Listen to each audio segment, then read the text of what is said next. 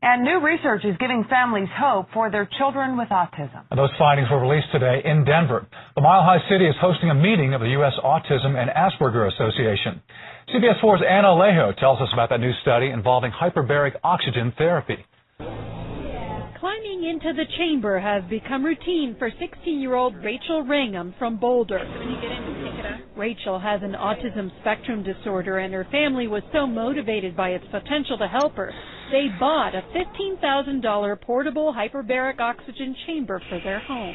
She's using words she's never used before, and she's not in speech therapy right now. She's not in school, so I'm not sure where she's getting the words. Dr. Dan Rossignol is the principal investigator of a new study which found children showed significant improvements after receiving 40 treatments of hyperbaric oxygen therapy versus those in a control group. Had more language, sometimes had new words, that type of thing, or started putting more words into sentences.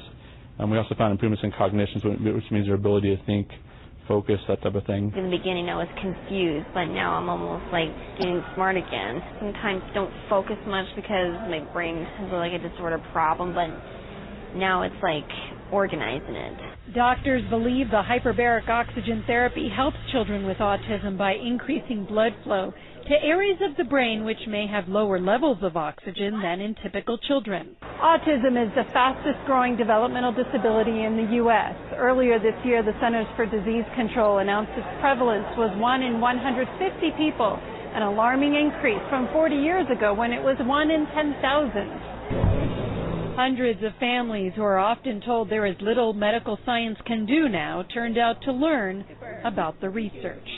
Anna Alejo, CBS 4 News.